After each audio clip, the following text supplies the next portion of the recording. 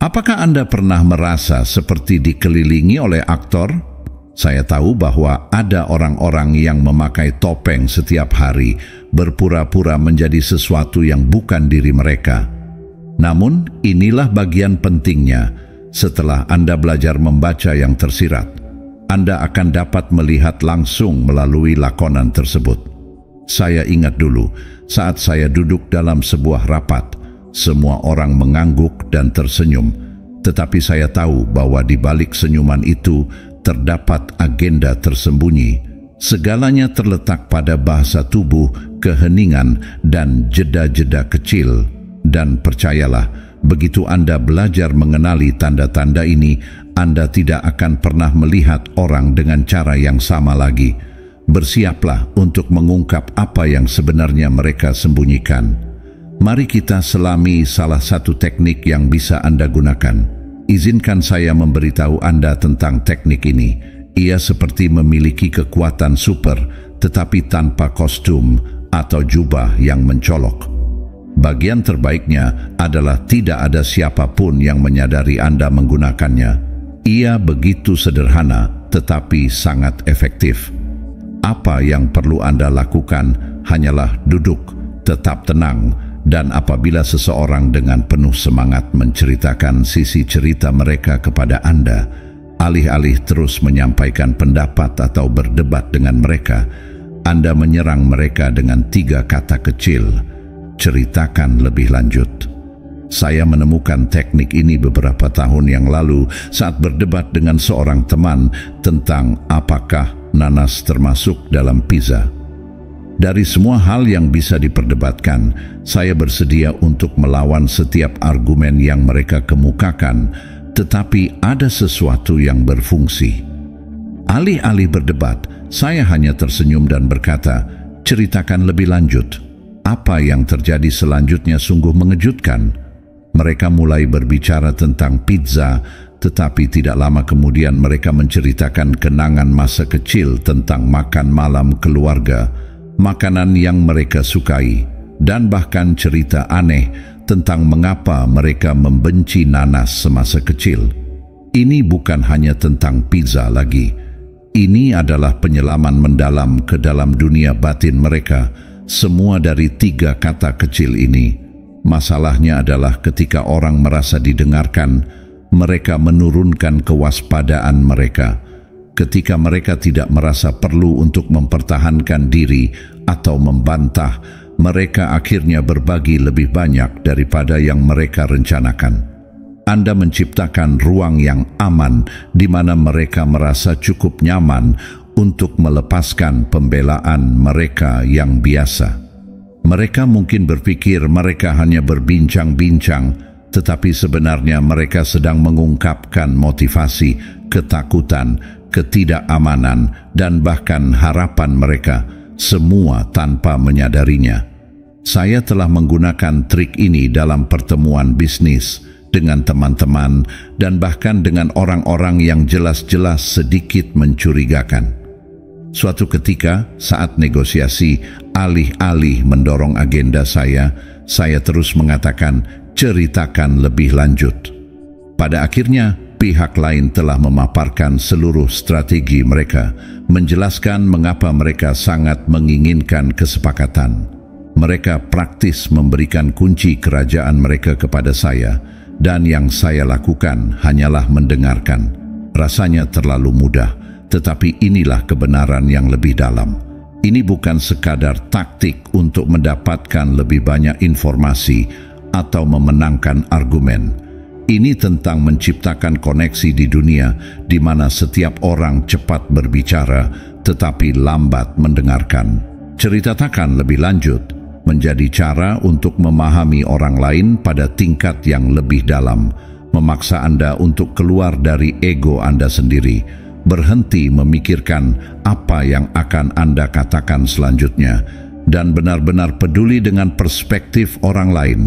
Ketika Anda meminta orang lain untuk menjelaskan diri mereka tanpa menghakimi, itu adalah hadiah yang langka, didengarkan dengan sungguh-sungguh. Dan pada saat itu, Anda membangun kepercayaan, pengertian, dan terkadang bahkan penyembuhan. Teknik ini mencerminkan salah satu ajaran inti stoicisme, empati tanpa keterikatan. Anda tidak mencoba memanipulasi atau mengendalikan percakapan. Anda hanya mengamati, memahami, dan tetap tenang.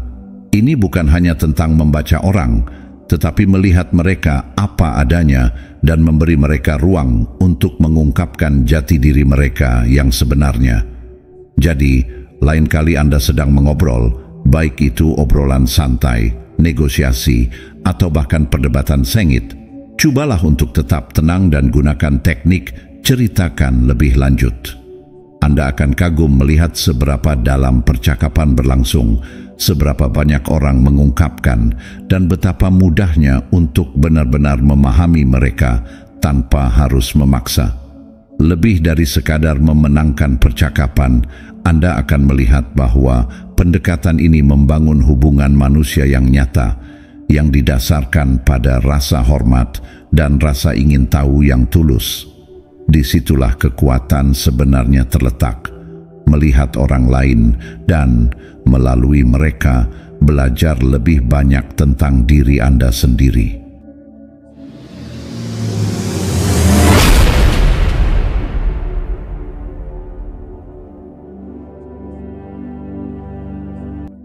Pertama, perhatikan bagaimana mereka memperlakukan orang-orang yang posisinya lebih rendah.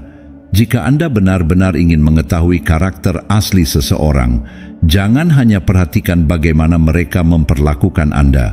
Perhatikan bagaimana mereka memperlakukan orang-orang yang mereka anggap lebih rendah dari mereka. Ini agak kontroversial karena, jujur saja, ini mengungkapkan kebenaran pahit tentang sifat manusia. Entah itu pelayan di restoran, kasir di toko kelontong, atau bahkan rekan kerja yang jabatannya lebih rendah di tangga perusahaan, cara seseorang berinteraksi dengan mereka yang kekuasaannya lebih rendah menunjukkan banyak hal tentang siapa mereka. Saya mempelajari ini dengan cara yang sulit. Saya pernah bekerja dengan seseorang yang di permukaan tampak seperti orang yang paling baik, menawan, lucu, dan selalu hormat dalam rapat. Tetapi kemudian, suatu hari, kami pergi makan siang dan saya melihat sisi lain dari mereka. Saat kami duduk, mereka kasar kepada pelayan, meneriakkan perintah seolah-olah mereka adalah bangsawan dan pelayan itu berada di bawah mereka. Sungguh mengejutkan melihat seberapa cepat mereka bergeser dari ramah dan hangat hingga meremehkan dan sombong. Itu adalah panggilan bangun bagi saya. Dan saya menyadari ini bukan kesalahan sekali. Itu adalah cerminan karakter asli mereka. Mereka hanya baik ketika itu menguntungkan mereka. Kedua, orang menunjukkan sifat asli mereka ketika mereka percaya tiada orang penting yang melihat. Jika mereka merendahkan pelayan, mereka akan merendahkan siapapun yang mereka percayai tidak dapat melawan. Jika mereka meremehkan rekan kerja karena mereka berada di posisi junior, coba tebak apa yang akan terjadi dengan kesombongan dan kurangnya rasa hormat itu. Rasa hormat juga akan muncul di area lain dalam hidup mereka. Orang yang baik kepada Anda tetapi kasar kepada orang lain, mereka tidak baik. Mereka penuh perhitungan. Pikirkanlah, ketika tidak ada tekanan sosial untuk bersikap sopan dan seseorang tahu mereka bisa lolos dengan memperlakukan orang lain dengan buruk, saat itulah kepribadian asli mereka bersinar. Ketabahan mengajarkan kita untuk mengamati perilaku manusia secara objektif, dan ini adalah salah satu indikator paling jelas dari integritas seseorang. Mudah untuk bersikap baik ketika ada sesuatu yang bisa diperoleh, tetapi karakter sejati terungkap ketika seseorang tidak memiliki apa-apa untuk hilang. Saya telah menggunakan prinsip ini dalam hubungan pertemanan, pekerjaan, dan bahkan kencan. Ini menjadi semacam ujian diam bagi saya. Jika seseorang memperlakukan petugas kebersihan dengan hormat, jika mereka mengucapkan terima kasih kepada sopir bus, atau jika mereka menunjukkan kebaikan kepada orang asing, itu adalah seseorang yang layak untuk dikenal. Tetapi jika mereka adalah tipe yang bersikap kasar atau meremehkan yang tidak perlu, itu adalah bendera merah yang tidak boleh diabaikan. Disinilah letaknya lebih dalam lagi. Cara kita memperlakukan orang lain adalah cerminan bagaimana kita melihat diri kita sendiri. Orang yang menghormati semua orang tanpa memandang status seringkali merasa aman dengan diri mereka sendiri. Mereka tidak perlu merendahkan orang lain untuk merasa penting.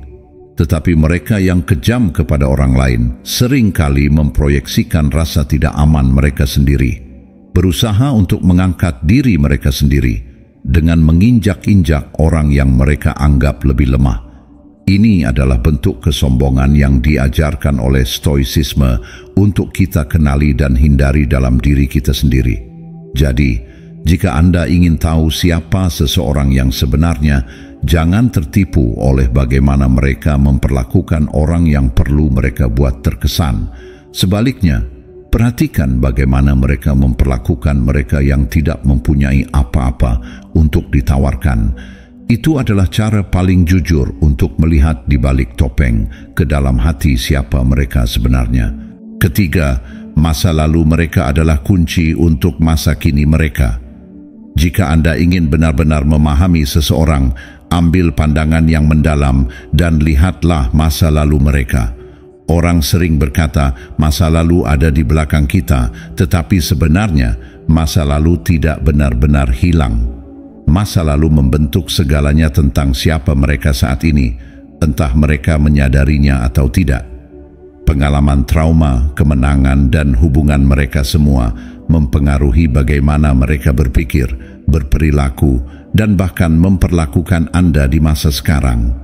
Ini bisa menjadi kontroversial karena ini menyiratkan bahwa orang tidak hanya melanjutkan hidup mereka, mereka membawa sejarah mereka bersama mereka, dan terkadang sejarah adalah cetak biru untuk tindakan mereka. Saya mempunyai seorang teman yang selalu tampak gelisah, tidak peduli apapun situasi. Mereka terlalu defensif, cepat marah, dan sangat berhati-hati dalam hubungan. Pada awalnya, saya pikir itu hanya bagian dari kepribadian mereka, tetapi ketika saya mengenal mereka lebih baik, saya belajar tentang masa lalu mereka. Mereka telah sangat dikhianati oleh orang-orang yang mereka percayai, mengalami kesulitan keuangan, dan tumbuh dalam lingkungan di mana mereka terus-menerus harus membuktikan diri mereka sendiri. Titik-titik mula menghubungkan. Sikap defensif mereka bukanlah sesuatu yang acak. Itu adalah hasil langsung dari perasaan bahwa mereka harus melindungi diri mereka sendiri agar tidak terluka lagi. Pengalaman masa lalu kita meninggalkan bekas, terkadang luka, dan mereka dapat menjelaskan mengapa seseorang bertindak seperti itu. Seseorang yang tumbuh dengan perasaan diabaikan mungkin mendambakan perhatian terus-menerus sebagai orang dewasa. Seseorang yang pernah ditipu oleh mitra bisnis mungkin sekarang tidak mempercayai siapapun yang mencoba bekerja sama dengan mereka. Kuncinya di sini bukanlah mencari alasan atas perilaku orang lain, tetapi memahami bahwa mereka tidak selalu bertindak berdasarkan momen saat ini. Mereka bereaksi terhadap gema dari sikap stoik mereka di masa lalu. Mengajarkan kita untuk melihat sesuatu sebagaimana adanya tanpa menghakimi dan memahami masa lalu seseorang adalah bagian dari melihat sesuatu dengan jelas. Saya juga melihat hal ini terjadi dalam hubungan romantis. Pernahkah Anda berkencan dengan seseorang yang awalnya tampak baik-baik saja, tetapi kemudian pola tertentu mulai muncul? Mungkin mereka terlalu cemburu atau berjuang dengan komitmen. 9 dari 10, jika Anda menggali cukup dalam, Anda akan menemukan bahwa hubungan masa lalu mereka telah meninggalkan luka yang belum sepenuhnya mereka sembuhkan. Ketakutan akan disakiti lagi mendorong perilaku mereka saat ini. Ketika Anda memahami itu tidak berarti Anda harus menoleransi perilaku beracun, tetapi itu memberi Anda wawasan tentang mengapa mereka bertindak seperti itu. Dan inilah kebenaran yang sulit. Orang sering menjalani hidup mereka terjebak dalam siklus, mengulangi perilaku yang dipelajari dari pengalaman masa lalu. Itu seperti mereka terjebak menjalani pola yang sama berulang-ulang tanpa menyadarinya. Rekan kerja yang selalu mencari validasi mungkin sedang mengulang masa kecil di mana mereka tidak pernah merasa cukup baik. Teman yang menyabotase setiap hubungan mungkin sedang merespons rasa takut yang mendalam akan pengusiran yang berasal dari patah hati di masa lalu. Reaksi mereka, kebiasaan mereka, keputusan mereka, semuanya adalah cermin yang memantulkan bagian-bagian masa lalu mereka yang belum terselesaikan. Tetapi disinilah pemahaman yang lebih mendalam tentang masa lalu seseorang tidak hanya membantu Anda menavigasi hubungan Anda dengan mereka, tetapi juga dapat membantu mereka terbebas dari siklus ini. Jika Anda dapat dengan lembut menunjukkan pola yang mereka ulang, Anda mungkin membantu mereka menjadi lebih sadar diri. Dengan melakukan itu, mereka mungkin akhirnya menghadapi apa yang telah mereka hindari selama bertahun-tahun.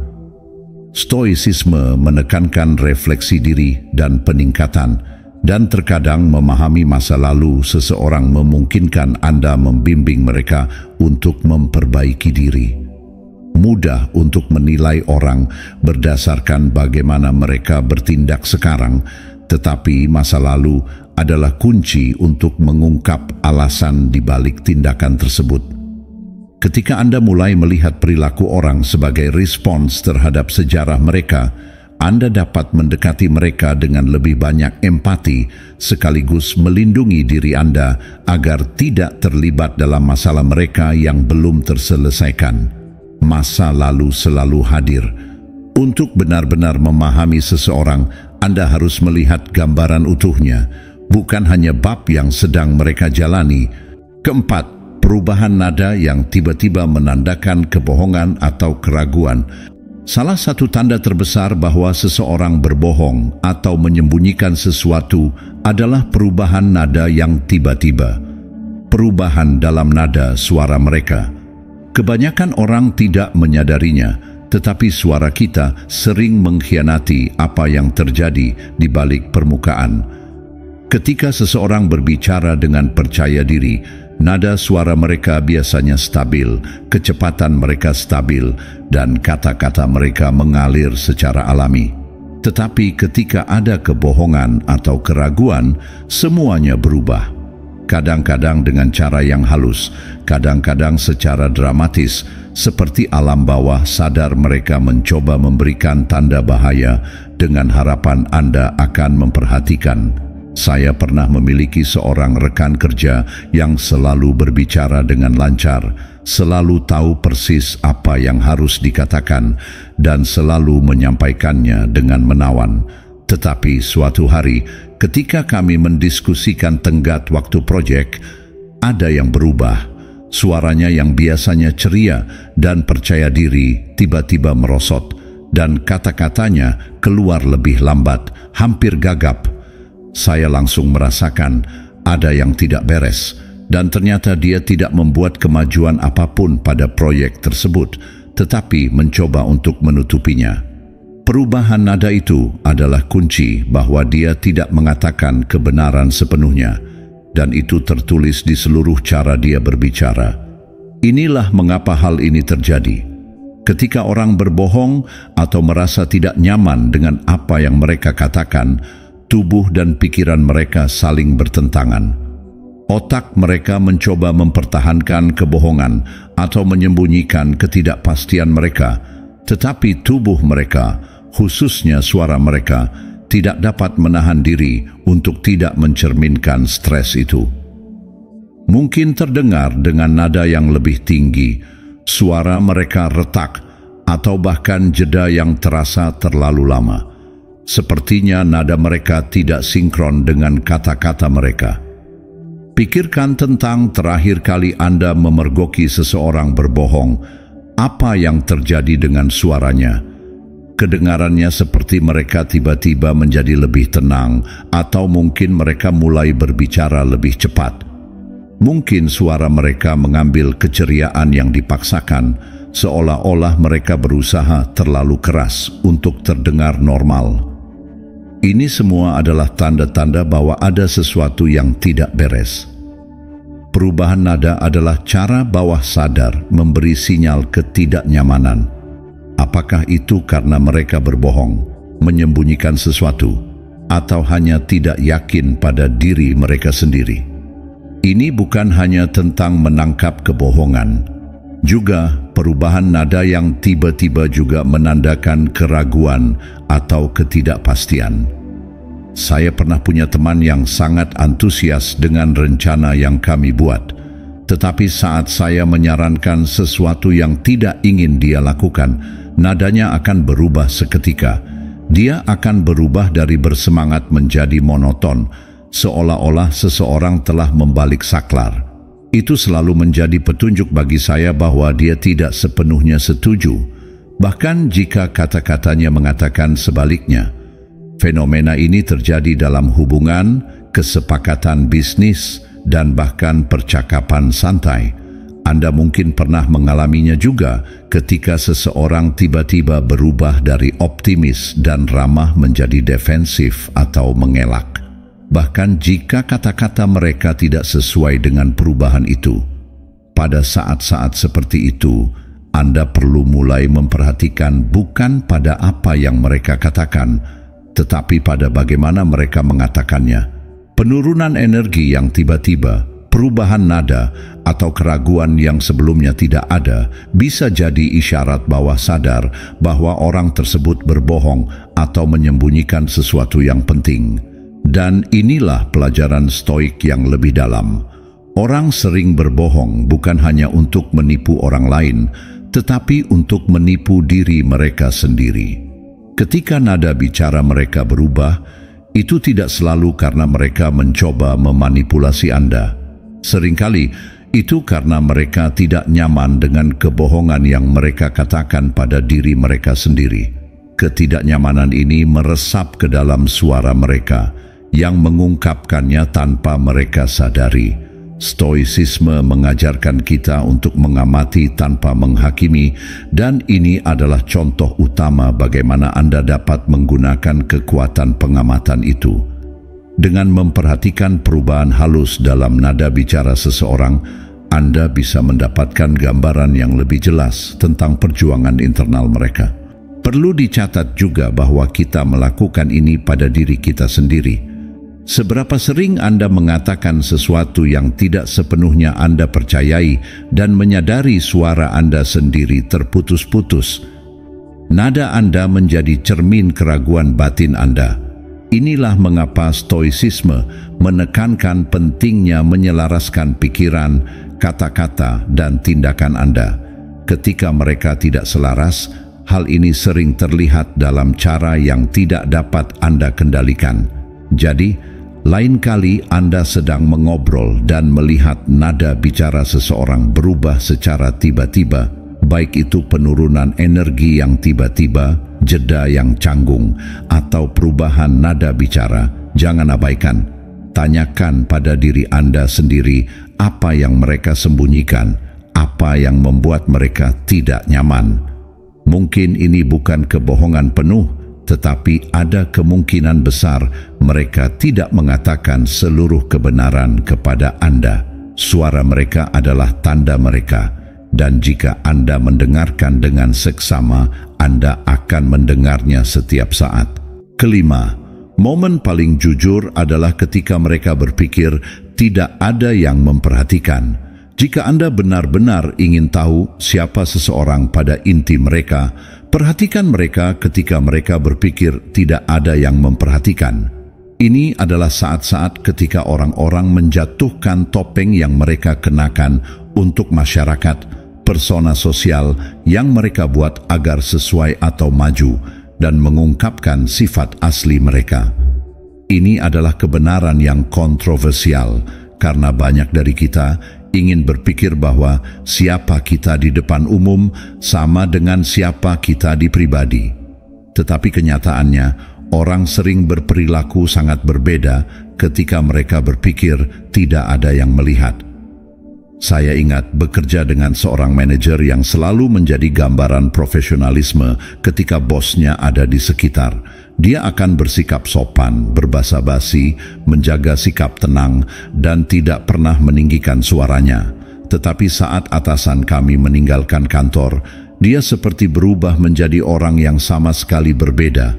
Dia akan membentak tim, membuat komentar yang merendahkan, dan memperlakukan orang tanpa rasa hormat sama sekali. Rasa hormat itu mengagetkan dan mengajarkan saya pelajaran berharga. Orang yang tidak sedang diawasi seringkali adalah diri mereka yang paling autentik. Ketika orang-orang menjadi pusat perhatian, mereka sangat menyadari bagaimana mereka dipersepsikan.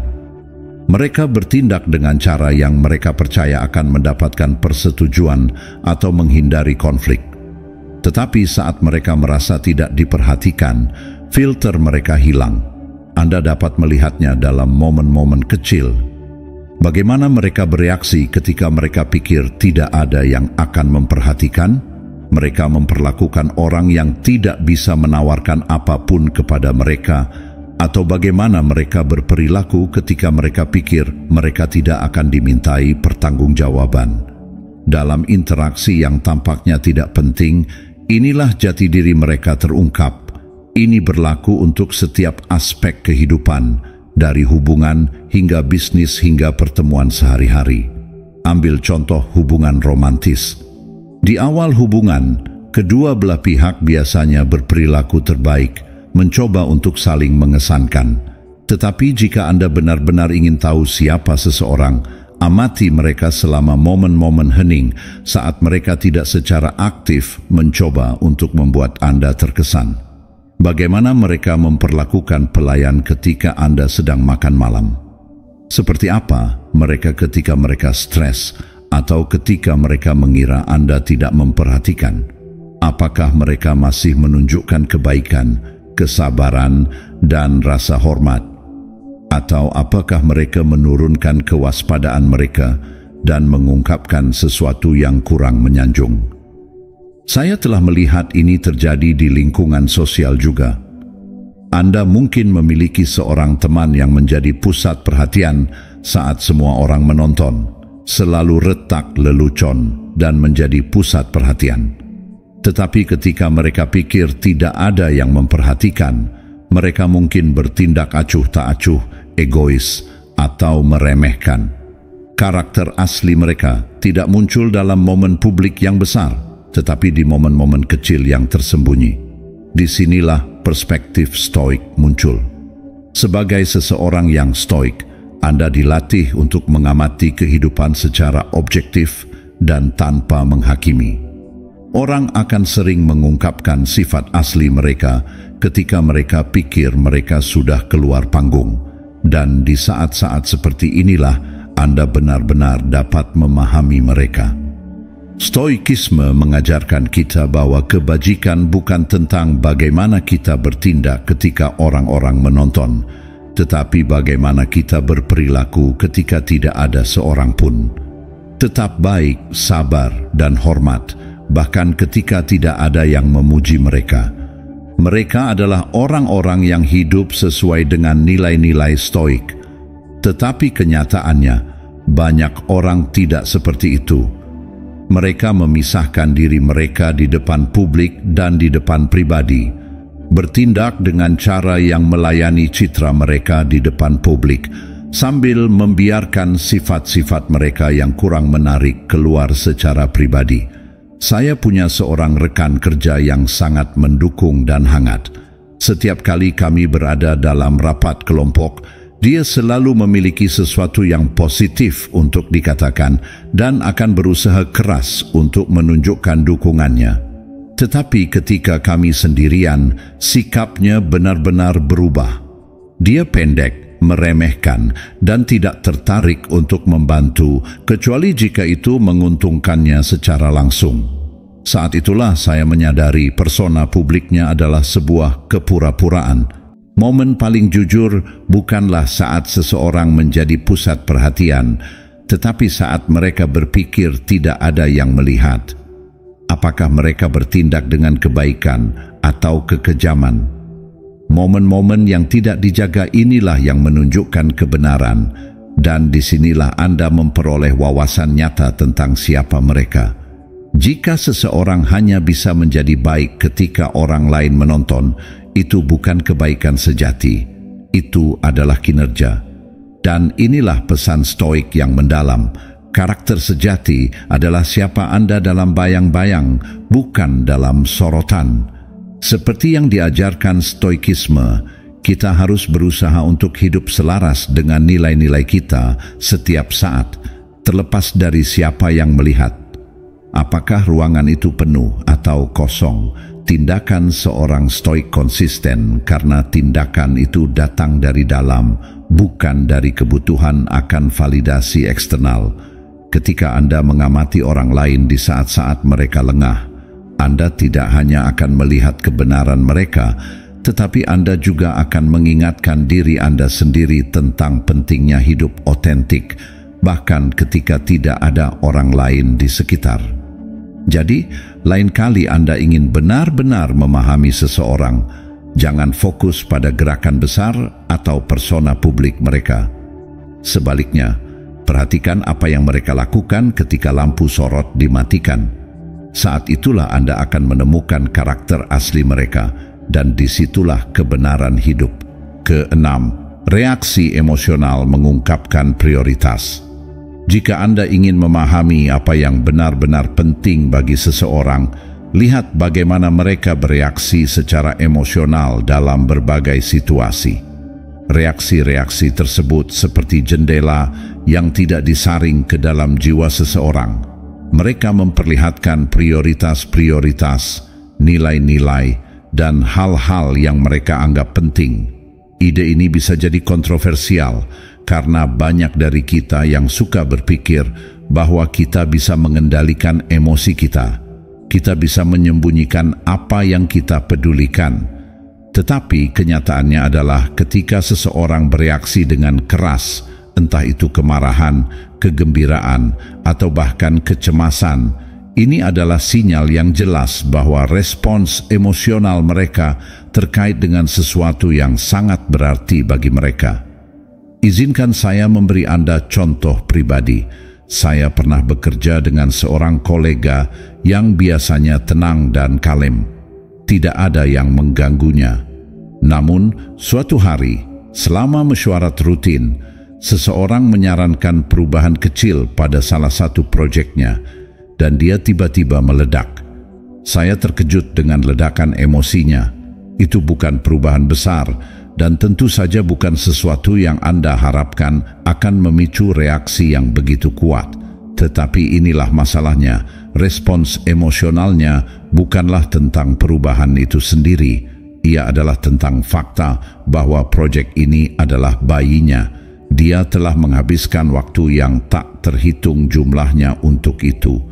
Dan baginya itu lebih dari sekadar pekerjaan. Itu adalah sesuatu yang sangat pribadi. Ledakan emosi itu mengungkapkan betapa pentingnya proyek itu baginya, meskipun dia tidak pernah mengatakannya secara eksplisit sebelumnya. Orang tidak selalu memberitahu Anda apa yang paling penting bagi mereka dengan kata-kata, tetapi emosi mereka tidak dapat menyembunyikannya. Bos yang bereaksi dengan marah ketika Anda mempertanyakan keputusannya itu bukan hanya tentang melindungi otoritasnya. Itu karena rasa harga dirinya terikat untuk selalu benar. Teman yang menjadi terlalu defensif ketika Anda menunjukkan sesuatu yang kecil, mungkin karena apa yang Anda sebutkan menyentuh bagian dalam rasa tidak aman atau nilai yang mereka junjung tinggi.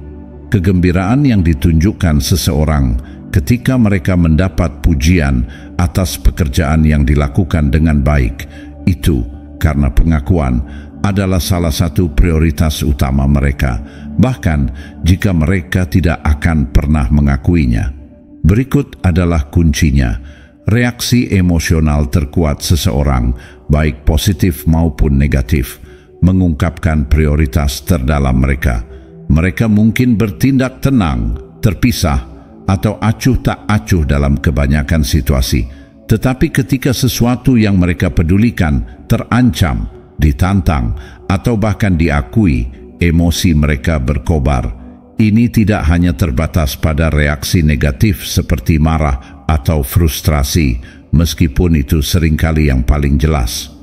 Ini juga tentang hal-hal yang membuat mereka gembira, membuat mereka bersemangat atau bersemangat. Kegembiraan yang ditunjukkan seseorang ketika mereka berbicara tentang pekerjaan sampingan atau hobi mereka itu, karena hal itu lebih penting bagi mereka daripada yang mungkin Anda sadari. Dalam hubungan, prinsip ini sangat kuat.